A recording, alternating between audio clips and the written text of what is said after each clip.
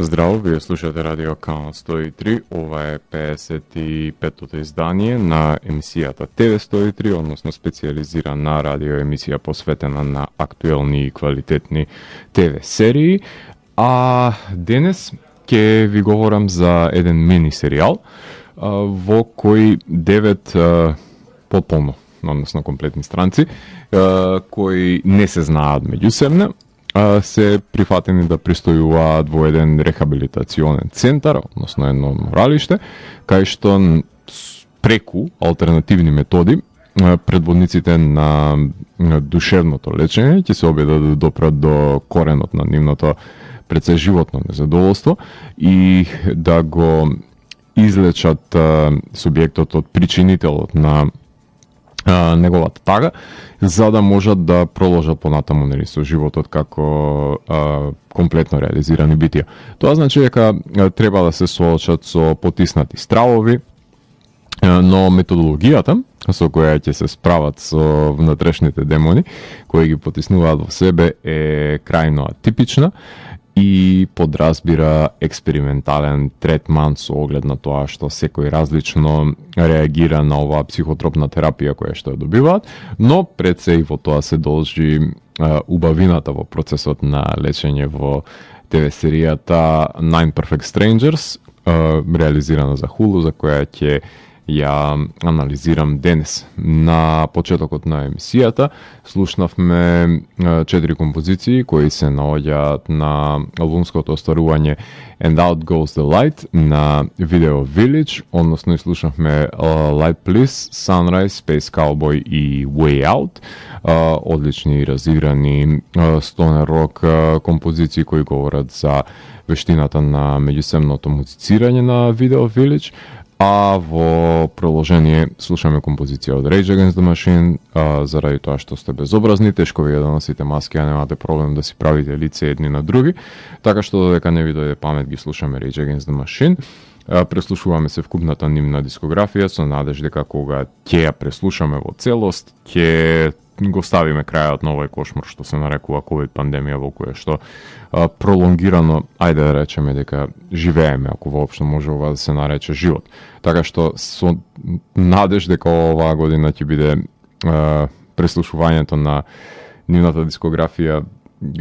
повод плюс за да излеземе од овој кошмар. Слушаме денес Bullet in the Head,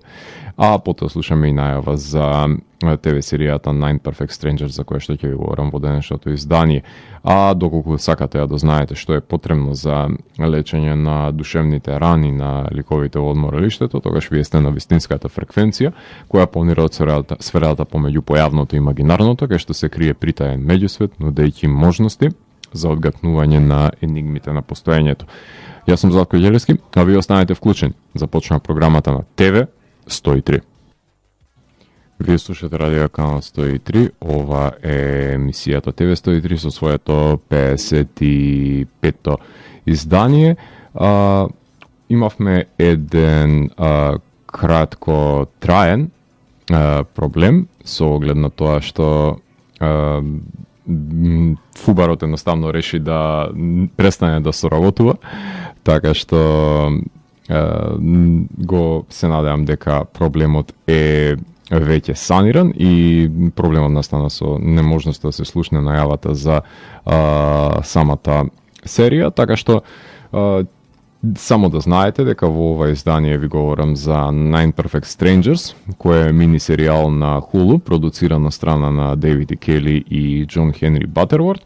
кој се базира на истоимената новела на Лиен Мориарти, авторката на Big Little Lies, за која кога ви говорев за серијата на HBO, ми потенцирав дека има нова книга која го носи насловот на оваа серија, а сега ви кажувам дека минатиот месец ја објави австралијанката незината нова книга Apples Never Fall. Дейвид И. Кели го знаеме во минатото како автор на Елли Макбил и Boston Legal, а денес е релевантен по Big Little Lies и Мистер Мерцедес, кој ги работеше паралелно, а потоа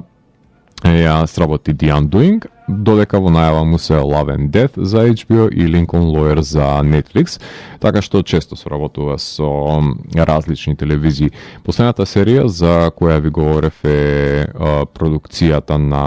од продукцијата пред се на Hulu беше American Horror Stories. Тие имаат темпо една месечно ТВ серија да објавува, то секој сектор на кој што е поделен во Hulu во контекст на ТВ сериите, па во меѓувреме ги објавија Why the Last Man, The Premise, Reservation Dogs, Only Murders in the Building, McCarthy 321, Wild Crime, а во најава се Добси, која што излегува недела за недела, The Curse of Von Dutch, Dragons the Nine Realms и всушност немаат квантитет во продуцирањето на ТВ серии, но се фокусираат тоа што ќе го изберат да е квалитетно и да немате двумење дали да го гледате или не, со оглед на тоа што и тие имаат намера да канцелираат серија, односно да откажуваат, како што беше случајот со Why the Last Man. Random Acts of Mayhem, The Critical Path, Earth Day, Brand New World, Sweet Surrender, Motherload, Wheels on the Bus и Ever After се насловите на епизодите на оваа серија, што значи дека број 8 епизоди кои почнаа да се емитуваат на 18 август оваа година, се прикажува недела за недела, што значи дека траеше 2 месеци до 22 септември. Време траењето е 50 на минути на една епизода, значи некои се 45, некои се 52-3, што значи дека не цели 7 часа ви се потребни да ја изгледате во целост оваа серија. Јас ги збирав епизодите и потоа ја изгледав во 2 здива, затоа што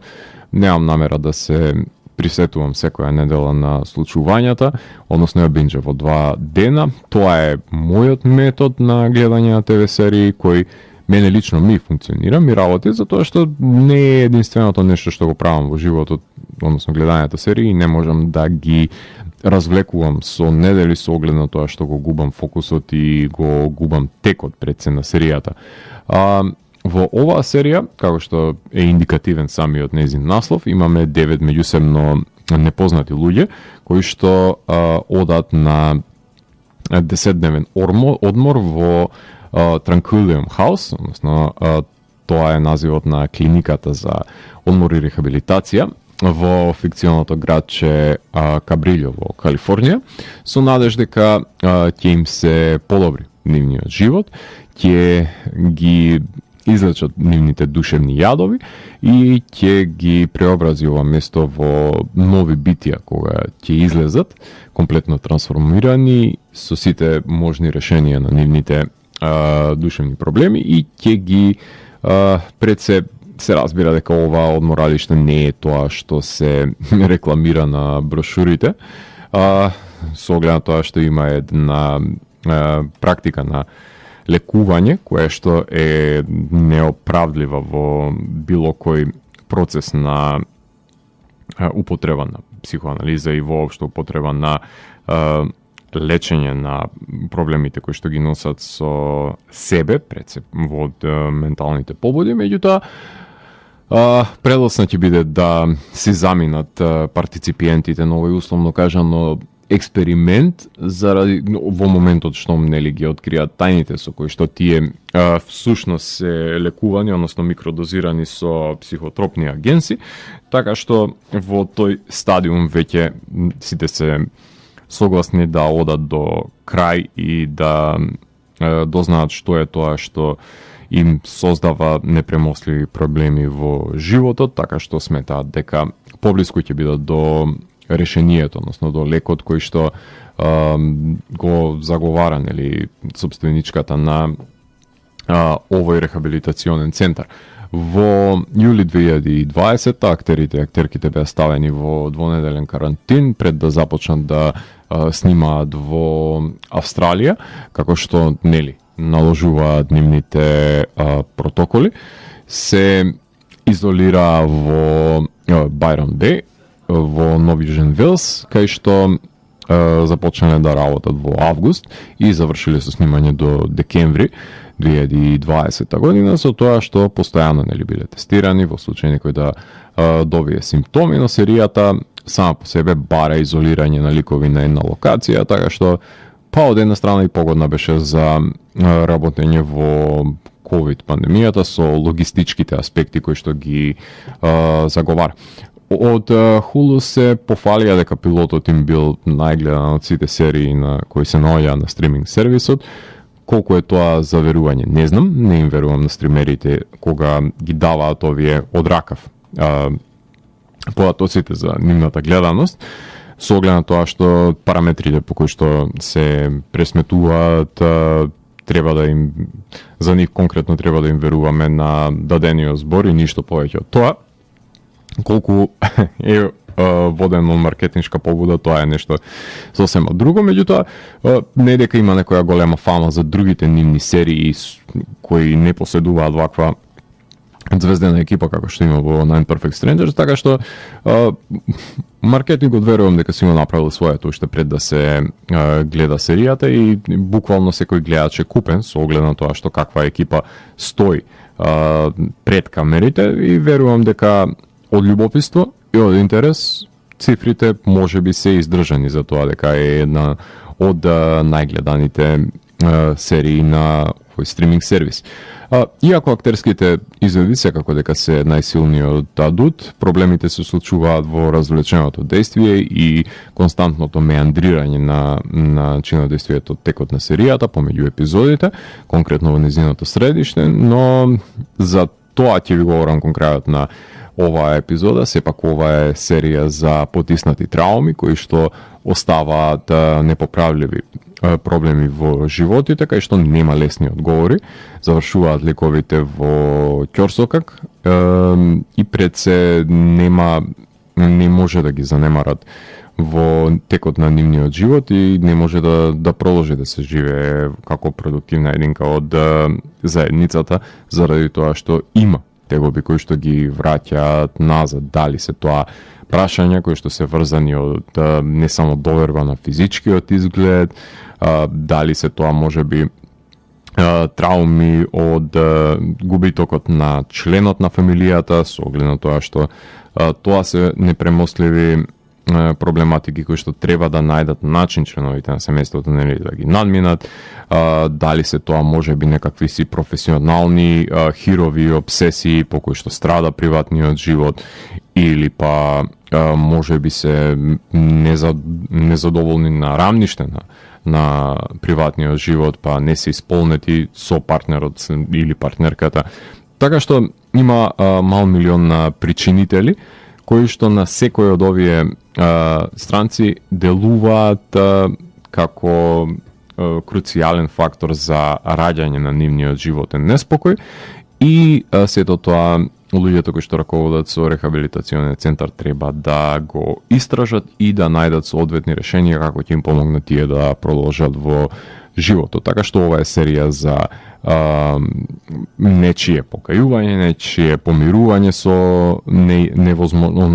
непроменливата константа која што ги демне, односно неможноста да се промени минатото. Така што секој од овие ликови се соочува со собствени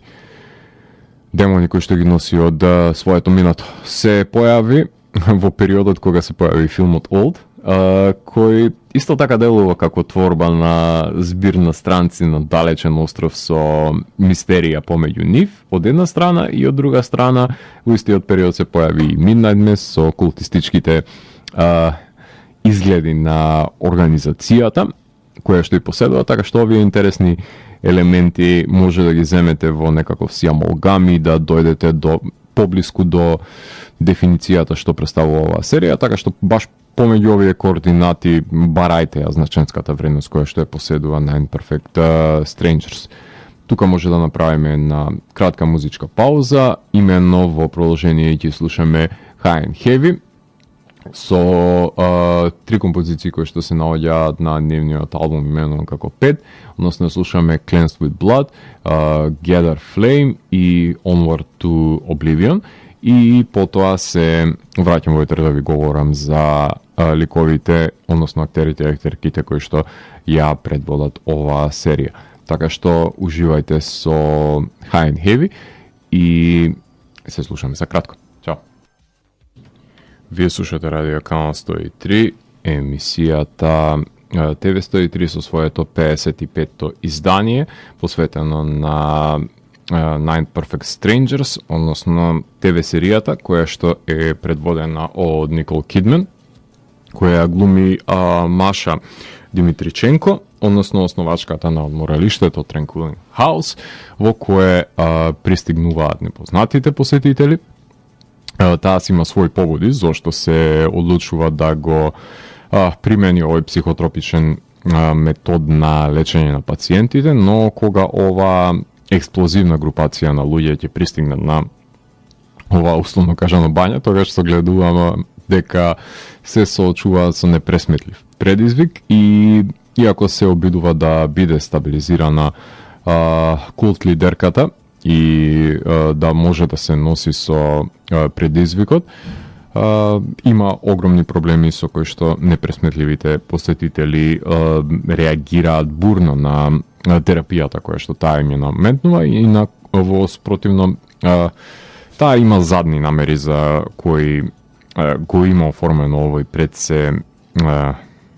условно кажано култ, односно метод на лечење со оглед на тоа што сака да стапи во контакт со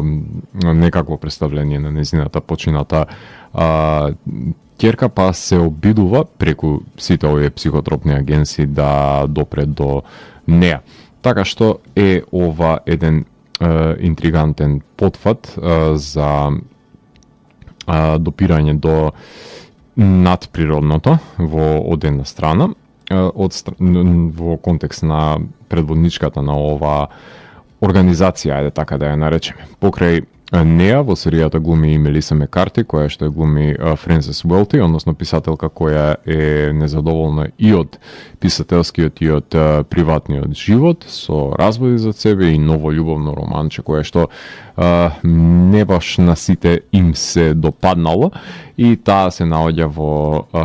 едно премреже каде што не сака да биде, со оглед на тоа што има искористено еден човек кој што се пристапува, односно и се промовирал и се презентирал пред се на неа како добро намерен познаник со кој што би стапила интимно во да не би бил во сајбер сферата, односно човек кој што има преземено лажен идентитет и има изнудено пари од нејзина страна, така што ја има изиграно, па е незадоволна и на приватен и на професионален план очигледно и бара решенија од ово одморалиште кај што би можело да се реобмисли. Покрај неа ги имаме членовите на семејството Маркони. Майкл Шенон го глуми Наполеон Маркони, односно сопругот на Хедер и таткото на Зои, професор во средно училиште, кој тагата за самоубиениот син ја компензира со еден лажен оптимизам кој што го наметнува во оваа средина. Покрај него негова сопруга е Хедер Маркони, односно глумена од Ашер Кеди, која што е мајката на Зои, исто така која па на свој начин се справува со самоубиството на синот, со негодување на незиното присуство при незиното присуство во одморалиштето, за разлика од незиниот сопруг, и секако тука е Зои Маркони, која што е глуми Грейс Ван Петен, ќерката на Наполеон и Хедер, која во стадиум на тага на смртта на братот успеа да го погледне во облик на халуцинација предизвикана од психотропните супстанци. Односно, секој од нив на свој начин се кае зашто му нема помогнато на самоубиениот син, со оглед на тоа што таткото го прескокнал будењето на алармот, мајката знаела за несакани ефекти на медикаментите кои што ги земал, а неговата сестра одбива да си признае на себе си и на другите дека била во добри и во блиски релации пред се со незиниот брат. Така што секој на свој начин има грижа на совест и која ја подхранува пред се тагата која ги носи во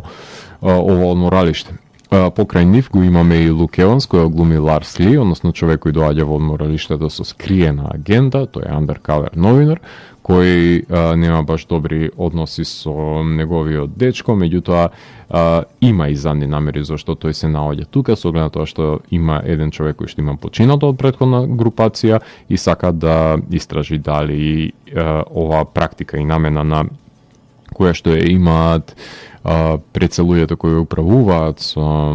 ова одморалиште, всушност имаат некакви си злобни намери и имало некаква си поигрување со туѓи животи кои ги преминале сите граници на човечкото однесување, така што тоа микродозирање кое што има со психотропите си отвора бројни проблематики за тоа кој како ги поднесува и докаде може да се експериментира и колку ова експериментирање е пред се под нечија контрола. Тука имаме уште еден брачен пар, односно Джесика Чендлер и Бен Чендлер, глумени од Самара Вивинг и Мелвин Грег. Самара е инфлуенсерка која што има проблеми пред се со самодовербата, без разлика на тоа што изгледа прекрасно во секое од незините видеа, меѓутоа никогаш не е доволно заради тоа што тоа е некаков си стандард кој што мора на секое незино појавување пред објектив да го исполнува и тоа е притисок под кој што живее на таа своја самокритика, а незиниот сопруг Бен има добиено на лотарија и животот комплетно му се променил. Меѓутоа му има губиток на таа потреба од рутина да оди на работа и да прави нешто корисно за општеството. Покрај нив, како раководители на одморалиштето ги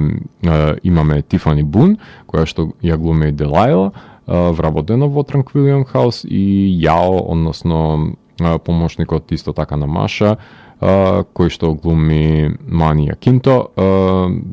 кој што ево некака си чудесна воспоставува заедно со Маша, значи Јао и Делайла, некаков си чудесен љубовен триаголник со кој што секој е во релација помеѓу себе. И уште едно од работените, мислам дека Глорија, која што е глуми Зоe Теракес во Tranquillium House, така што да не ги заборавиме уште двајцата од 9 темина, односно Реджина Хол, која глуми Кармен Шнајдер, самохрана мајка чиј што сопруг ја има напуштено за помлада жена, полна е со гнев и несигурности кои ги прикрива под површината и повремено избиваат на површина, како таа се себе лекува односно како таа прима се поголема и поголема доза на психотропните агенции. Таа е круцијален член, круцијален именител пред се зашто е започнато со функционирање, односно зашто е отворено ово одморалиште со оглед на тоа што имала удел во повредата која што ја добива Маша, која ја мотивира пред се да го отвори ова одморалиште, односно овој Tranquillium House, како што е наречен. И да не го заборавиме Боби Канавале, кој што го глуми Тони Ходжборн, кој е поранешен американски рагбист, кој по повредите кои настануваат на неговото тело станува зависник од пилоли, од апчиња, односно од медикаменти, и на некој начин се обидува да се најде себе си, и во кога ќе стапне во одморалиштето, всушност успоставува една љубовна релација со ликот на Мелиса Мекарти, заради тоа што може да се да ја довери својата интима пред се со неа, и со Френсис образуваат некаква си кон самиот епилог идеализирана заемна иднина која што би ја имале, нели. Интересни ми се подфатите да глумат и Никол Кидман и Самара Вивинг во една ТВ серија. Ретко кога може да се погледнат вакви одлични актерки кои доаѓаат од Австралија на едно место. Ако Никол и Марго Роби има можност во Бомшел да бидат заедно, тука Самара Вивинг ја добива таа можност со Никол да глуми, така што секогаш ми се интригантни овие поставки на австралијанските актерки една покрај друга и едноставно имат звездена екипа која стои пред камерите во оваа серија и мислам дека тоа е пред се најголемиот квалитет кој што го поседува со оглед на тоа што и ликовите кои глумат се подетализирани, подобро работени од колку јас што сум запознаен со тоа каков е нивниот пристап во самата книга, со оглед на тоа што во серијата имаат повеќе време да посветат на нивното дополнително надградување, посебно на сите ликови, освен брачниот пар Чендлер, кои што се минимализирани во контекст на како се прикажани во книгата и нели имаат сосема поразлична завршница во серијата, за разлика од самата книга, со оглед на тоа што се цели на среќен крај, за разлика од неколку трагични кои што завршуваат во самата книга. Но тоа е веќе различен пристап на два различни медиуми, така што тоа ќе го оставиме и за самиот крај на емисијата. А во продолжение ќе слушнеме неколку композиции од 2020, односно албумот на The Bright Dark. Ја слушаме First Time Again, Nothing to See Here и The Distance. Потоа се враќам во етер да ви говорам за одредени специфики кои што и поседува серијата Nine Perfect Strangers. Уживајте. Вие слушате Радио Канал 103, ова е емисијата ТВ 103 со своето 55-то издание, во кое што ви говорам за ТВ серијата Nine Perfect Strangers. Именно за самиот крај на емисијата сакам да подискутирам за одредени специфики кои што ги поседува пред се оваа ТВ серија. Именно сакам да потенцирам дека има една одлична најава по која што е препознатлива и тоа прелевање на транзициите е едно од тие мудри решенија кои што може да ги донесе една ТВ серија пред се, заради тоа што сепак ќе остане по завршувањето на самата серија потребата да се погледне пред се и да се подсети човек на сите тие премени кои што се ги содржи. Режисерите на серијата се Джонатан Левин, односно тој е севкупен автор. Неговото име го знаете најверојатно по All the Boys Love Mandy Lane. Тоа беше филмот по кој што тој стана еден од препознатите филмови кои долго се чекаше за неговото објавување, без разлика што имаше своја проекција многу години пред да заврши на физички медиум. Тој исто така ги има работено The Wakeness, 50-50, Warm Bodies и последните филмови на Сет Роган, кои што не се баш за фалење. Меѓутоа е една визија имаме која што од почеток до крај конзистентна и е важна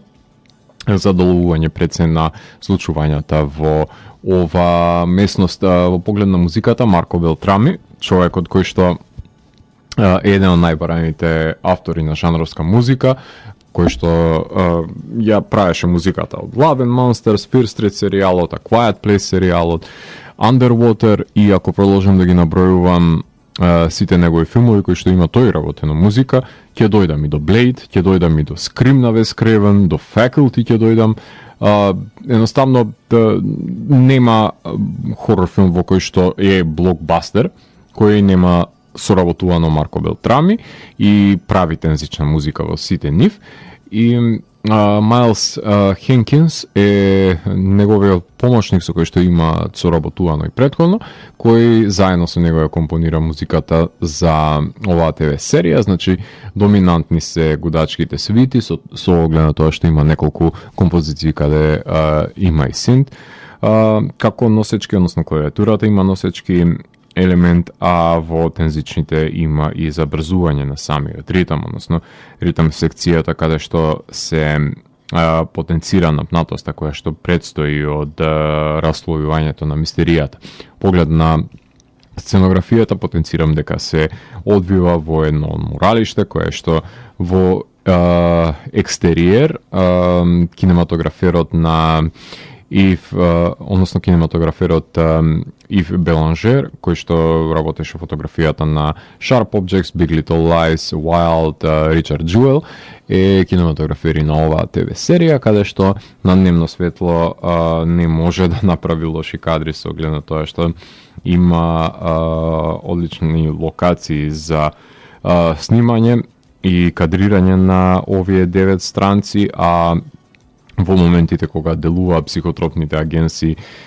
ги користи сите тие 10 и 12, односно фишелеќите кои ги има на располагање за да покаже еден широка леќа, односно покаже дезориентација на самите ликови во просторот, што е повеќе од потребно. Во поглед на монтажата настанува тука главниот проблем на самата серија, каде што дури ни монтажата не може да ја спаси, а тоа е тој празен од кој што постојано потенцирам дека е можно да настане во серии каде што нема значителни чинодействија кои ги проследуваат ликовите, да, дополнително се надоградуваат, меѓутоа нивните заемни односи не се кој знае колку интригантни за следење, таков е случајот со средиштето на серијата. И конкретно во тие централни епизоди пред да настане пресвртот и воопшто крајот, мислам дека кога се наголемува дозата на психотропните агенции, кога ги прават тие тимбилдинг игри, од ден во ден стануваат неинтригантни, неинвентивни се пред се начините на кои што меѓусебно се поврзуваат ликовите, и освен тие екстремните напади кои што ги добиваат, мислам дека многу спора е прогресијата на действието во контекст на овие епизоди во средиштето на серијата, поглед на костимографијата и шминката. Значи денешна доба се одвива со тоа што некаква си хармонија треба да символизираат, нели, белите наметки на луѓето кои што се воопшто белата облека на некаква си чистина треба да символизира на луѓето кои што работат во ова одморалиште, а останатите, нели, си доаѓаат секој од своја провениенција и со карактеризација на облека која што треба да соодветствува на самите ликови надприродно. Имаме во контекст на халуцинациите, нема некаква нечестива сила која што е во оптек, едноставно има благодарение на ЛСД и на останатите психотропни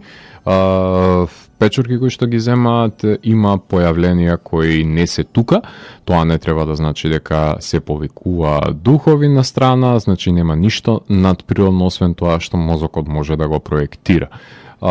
Хумор има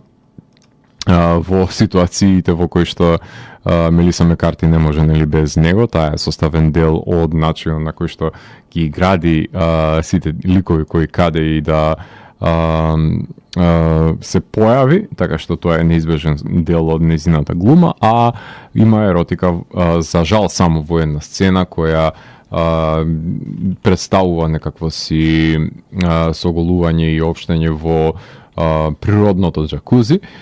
помеѓу Самара Вивинг, меѓутоа тоа е премногу кратка сцена за да би можеле ние да, како гледачи, да уживаме во неа. Во поглед на специјалните ефекти има физички повреди кои што настануваат, има скубови кои експлодираат од истрелите, меѓутоа се минималистички, минималистичка е пред употребата на специјални ефекти. Флешбек има за секвенците за секој од ликовите кој бил и што бил пред да влезе. Slow motion се разбира дека е употребен во травматичните чинови. Халуцинациите се неизбежен дел од психотропните агенции.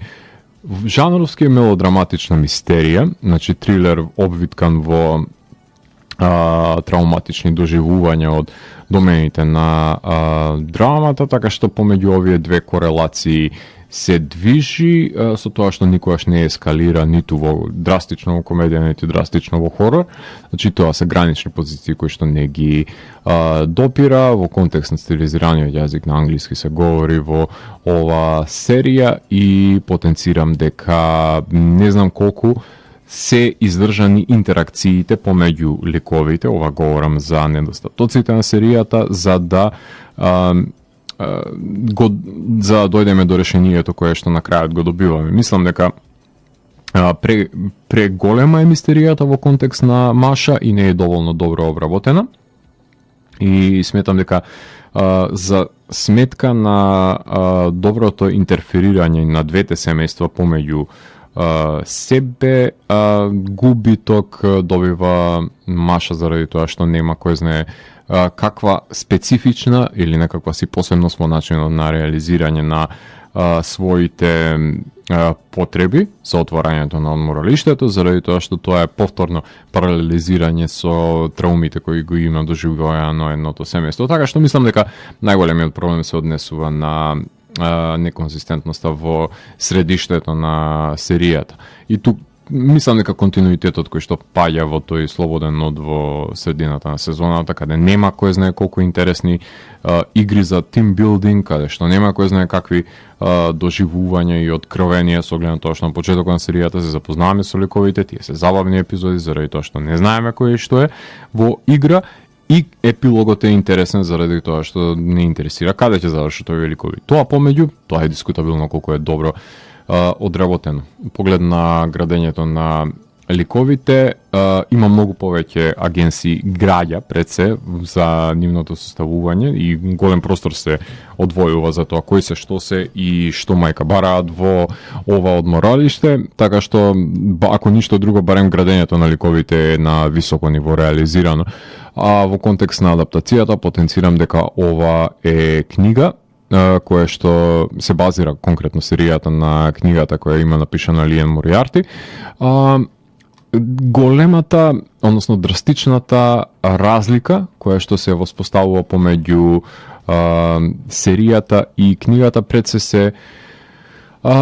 однесува на крајот, со оглед на тоа што е среќен крајот на серијата, а во самата книга брачниот пар кои се добитници на лотарија се разделуваат и завршува едниот со Зои, со ќерката од семејството. Таков не е случајот со самата серија и се разбира дека во затвор треба да заврши Маша, што не се случува и тоа во серијата. Значи, книгата е конкретно, овие се главните, односно капиталните измени, со оглед на тоа што во серијата па има и многу по-добра обработка на ликовите, со барем јас колку што сум запознаен, со оглед на тоа што неколку од нив се само крути и излишни, а се повеќе димензионирани во серијата. Ако ви се допадна ова серија, имате Big Little Lies, имате The Undoing, која е слична на нив, имате The Wilds, The White Lotus исто така е серија за одморалиште, Homecoming ја имате, Dollface, Manifest, The Flight Attendant, The Society, You ја имате, Cruel Summer, Utopia, значи па дури и реалити шоуто Lost Resort, кој што буквално е истата премиса која што е и самата серија. Или воопшто серија од рангот на терапија, каде што имате дискусии за менталното здравје на ликовите. Така што атмосферата на серијата знае да биде во дадени моменти интригантна и мистерична, во други моменти е мелодраматична, со помала доза на тензичност. Гледливоста секако дека е загарантирана со оглед на перформансот на актерите и убедливоста нивна е на врвно ниво. Во контекст на епилогот, тоа што сите среќни и задоволни си завршија и никој не покрена никакво обвинение против Маша е дискутабилно колку е функционална за оваа серија, меѓутоа, филмски е реализиран крајот и не ми се допадна толку многу со оглед на тоа што некој некаде успел да си го патентира ова лекување, така да го наречеме, и убаво е тоа што ликовите си останаа во рамките на самата серија, каде што тоа беше составен дел на процесот кој го имаат поминато и на крај завршува. Сепак јас сум за порадикални чекори и затоа максимумот кој што можам да еволуирам ова серија е 8 од 10, не видел ништо повеќе од тоа и тоа мислам дека е повеќе колку што заслужува, баш поради тоа што има огромно градење, односно огромна стега која што не попушта во процесот на губење на себе си, значи има некако билдап што викаат американците, има пораснување на тензичноста и реализацијата, односно ослободувањето, не знам колку е на нивото на претходното воспоставено милие кое што го има серијата. Тука можам да ја завршам ова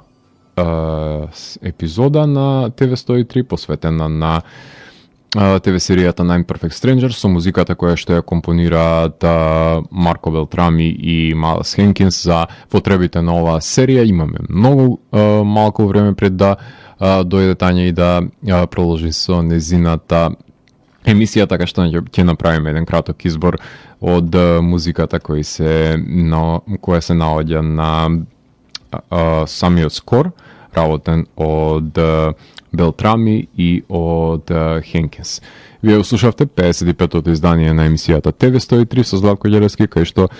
детално ги анализиравме погодностите и неостатоците на првата сезона на Imperfect Strangers. TV103 е уникатен сигнал кој се појавува секој четврток на оваа фреквенција и во рок од 2 часа ви нуди длабински поглед во значењето на актуелните ТВ серии. До наредното издание, гледајте ТВ серии и останете вклучени. Чао.